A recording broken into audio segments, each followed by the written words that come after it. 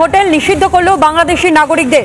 ভারতের জাতীয় পতাকা অবমাননার প্রতিবাদ জানিয়ে Tripura hotel and restaurant owners association. Bharat তাদের নিজেদের অহংকার বেশিক্ষণ ধরে রাখতে পারেনি, মাত্র 3 দিন তাদের সেই ঘোষণা তারা ধরে রাখতে পেরেছে এবং সর্বশেষ 3 দিনের মাথায় বাংলাদেশিদের জন্য ভারতের ত্রিপুরা রাজ্যের যে নিষেধাজ্ঞা ছিল সেটি তুলে নিতে হয়েছে।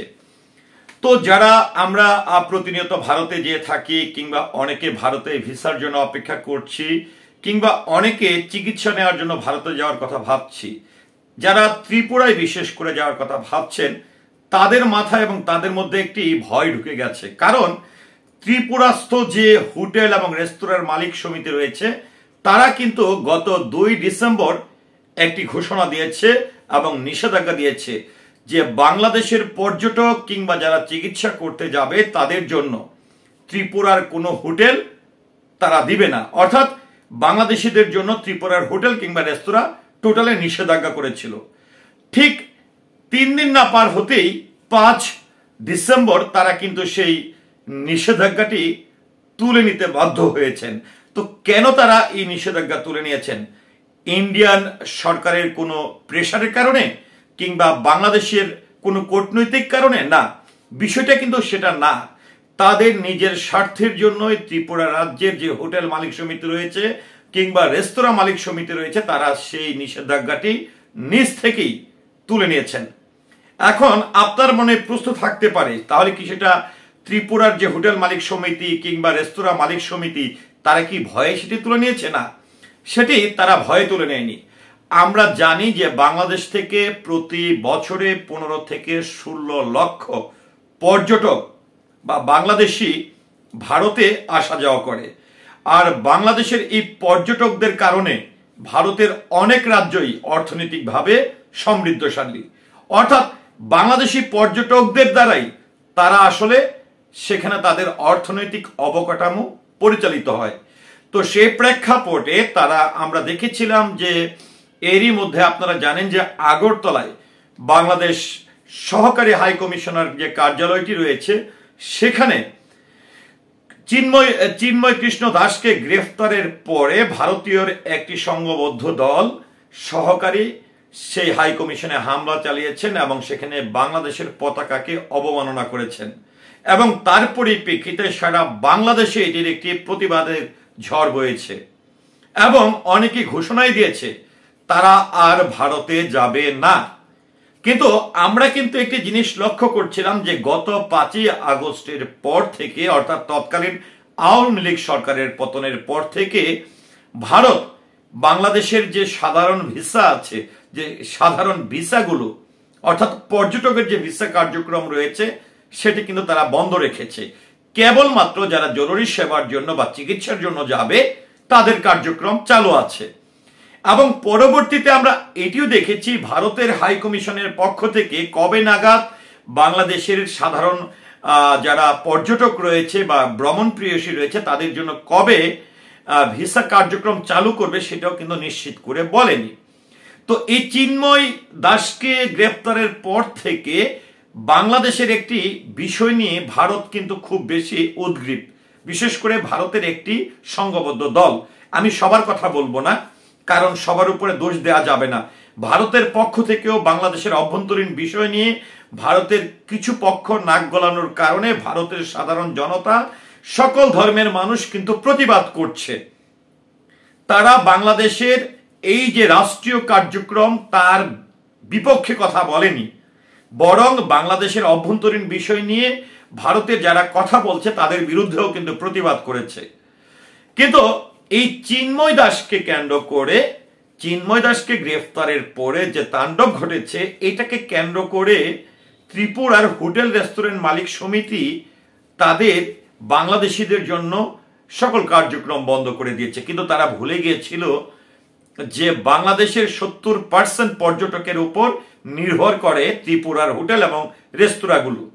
পরিশেষে যখন দেখছে যে অর্থনৈতিকভাবে তারা ক্ষতিগ্রস্ত হচ্ছে, লোকসানে পড়ে যাচ্ছে, হোটেল ফাঁকা যাচ্ছে, রেস্তোরাঁ ফাঁকা যাচ্ছে, তখন কিন্তু বাধ্য হয়ে তারা কিন্তু প্রজ্ঞাপনের মাধ্যমে ত্রিপুরার হোটেল এবং রেস্তোরাঁ মালিক সমিতি তারা তাদের বিশেষ বিজ্ঞপ্তির মাধ্যমে বাংলাদেশিদের জন্য সবকিছু উন্মুক্ত করে দিয়েছে।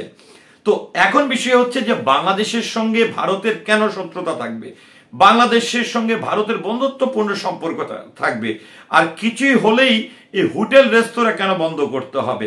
কারণ বাংলাদেশেও তো ভারতের পর্যটকরা বা যাদের প্রয়োজন তারা আসা যাওয়া করছে।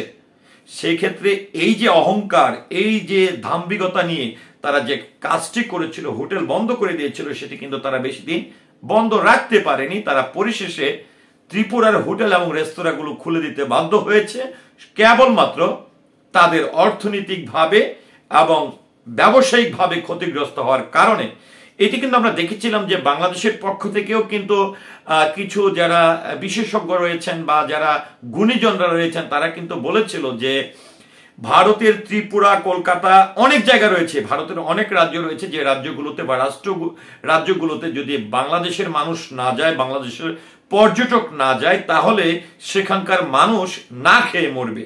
যদি আমরা বলতে চাই যে ভারতের আপনারা যারা গেছেন কলকাতায়, আমি দেখবো যে কলকাতায় যেটি বলবো যে কলকাতার যে নিউ মার্কেটটি রয়েছে সেখানে যদি যাওয়া হয়, আমার মনে হয় 90% বাংলাদেশের পর্যটকরাই কিন্তু কেনাকাটা করছে।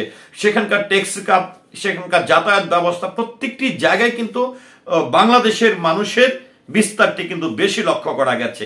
তো এই প্রেক্ষাপটে এসে হঠাৎ করে এই আগরতলার এই ঘটনাকে কেন্দ্র করে বা একজন গ্রেফতারের ঘটনাকে কেন্দ্র করে তারা এই একদমই বাংলাদেশের পর্যটক না, শুধু ত্রিপুরার যে হোটেল মালিক সমিতি বা রেস্তোরাঁ মালিক সমিতি তারা কিন্তু পর্যটকের জন্য হোটেল নিষেধাজ্ঞা করেনি, শুধু যারা জরুরি সেবার জন্য যাবে তাদেরকেও তারা কোনো সেবা প্রদান করবেন না এবং তাদের জন্য কোনো হোটেল থাকবে না, তারা কোনো রেস্টুরেন্টে খাইতে পারবেন না। অর্থাৎ বাংলাদেশ থেকে যে কেউ যে কোনো কাজের জন্য গেলে ত্রিপুরার কোনো হোটেলে স্থান দিবে না, এমনটাই কিন্তু তারা নিষেধাজ্ঞা জারি করেছিল। কোনো রেস্তোরাঁয় গেলে খাবার দেবে না, এমনটা কিন্তু তারা প্রজ্ঞাপন জারি করেছিল। যাই হোক, পরিশেষে তাদের আসলে তাদের সেই জ্ঞান ফিরে এসেছে এবং আসলেই তারা ভুলে গেছিল যে বাংলাদেশের সঙ্গে ভারতের যে বন্ধুত্বপূর্ণ সম্পর্ক, আর ভারতেও যে সবাই বাংলাদেশের খারাপ চায় বা বাংলাদেশের শত্রু, সেটা কিন্তু না। সেটিও কিন্তু আমি মনে করি যে পর্যটন এলাকাগুলো রয়েছে, সে পর্যটন এলাকার যারা হোটেল ব্যবসায়ী রয়েছে বা রেস্তোরাঁ ব্যবসায়ী রয়েছে তাদের এইটুকু পর্যবেক্ষণ বা জ্ঞান থাকা উচিত যে প্রতি বছরে কোন অঞ্চল থেকে, কোন রাষ্ট্র থেকে, কোন দেশ থেকে কি পরিমাণ পর্যটক তাদের ত্রিপুরায় প্রবেশ করে, যার ফলে তারা অর্থনৈতিকভাবে সমৃদ্ধশালী হচ্ছে। সেটি জেনে বুঝে এসে এই ধরনের ঘোষণা দেওয়াটা কতটা যৌক্তিক আমি জানি না। আজকে আমি এই ভিডিওচিত্রের মাধ্যমে বাংলাদেশের কোনো পর্যটক বা বাংলাদেশের কোনো মানুষের কাছে প্রশ্ন রাখবো না।